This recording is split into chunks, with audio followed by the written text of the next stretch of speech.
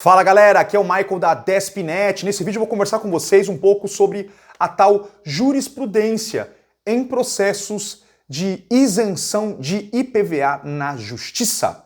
Mas antes de qualquer coisa, se você é novo no canal, aproveite, clica aqui embaixo em inscrever-se, clica no sininho para ativar as notificações e ficar por dentro de tudo que a Despinet posta.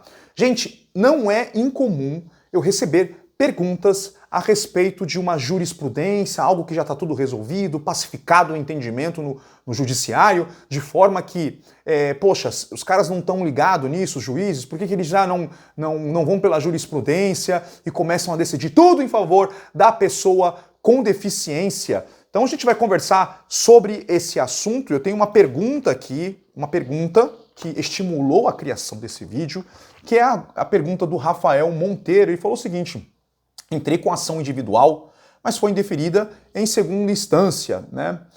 Deve ter perdido, talvez, deve ter ganhado, eventualmente na primeira, perdeu na segunda instância. E aí foi enviado um agravo de instrumento ao STF.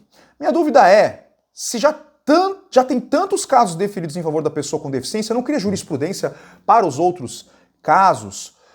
Pergunta excelente, Rafael. Pergunta excelente porque eu não fiz vídeo a respeito desse tipo de assunto. Então eu vou falar para vocês aqui coisas baseadas em bate-papo com advogados a respeito desse assunto. Em primeiro lugar, é importante a gente entender o que é jurisprudência, né? Existem alguns ramos aqui de entendimento e eu peguei um ramo que identifica muito bem a situação que a gente está vivendo atualmente no judiciário quanto às isenções de IPVA.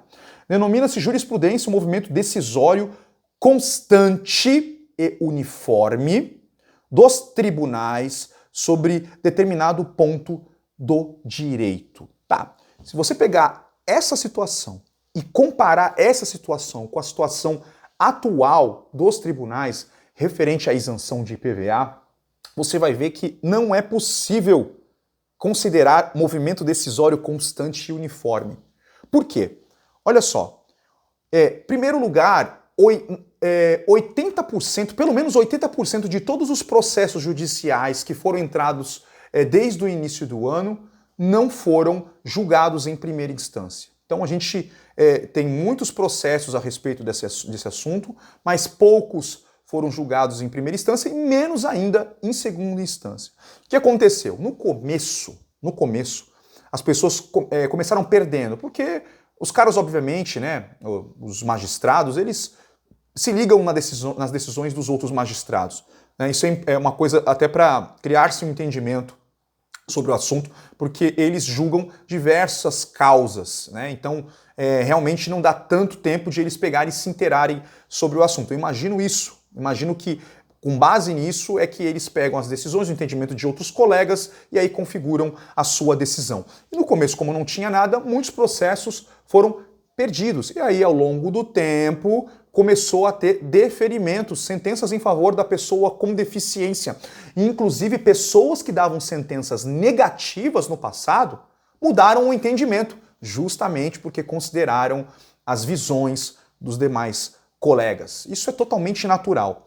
E a mesma coisa está acontecendo agora na segunda instância. A maioria dos casos que entraram no início perderam, só que, como eu falei, obviamente que tem muito caso na primeira instância e poucos casos foram julgados, e os que acabaram indo, desses casos que foram indo para a segunda instância, menos ainda foram julgados. Então a gente está muito que engatinhando ainda nesse processo. Então eu vou passar alguns números para vocês a nível de segunda instância.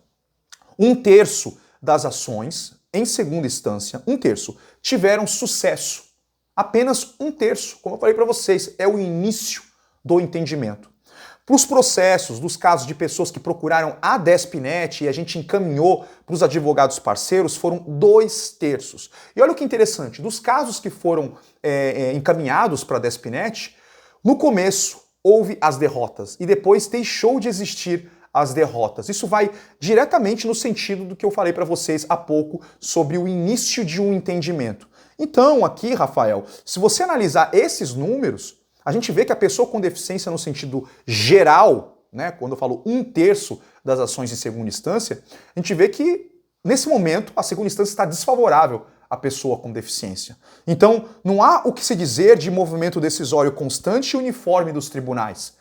né? Se a gente fosse considerar que forçosamente acontecesse esse movimento decisório constante e uniforme, seria em desfavor da pessoa com deficiência e não a favor.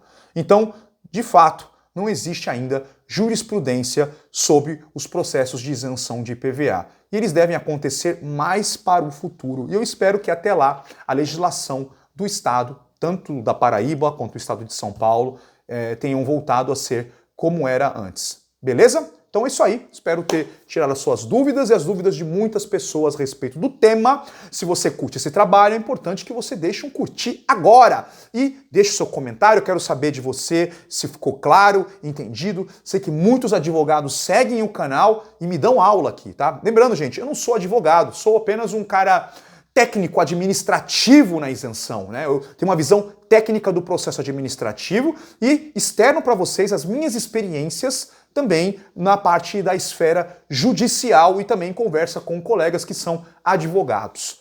Beleza, pessoal? É isso aí, vou ficando por aqui, muito obrigado pela audiência e vejo vocês no próximo vídeo. Um forte abraço, valeu!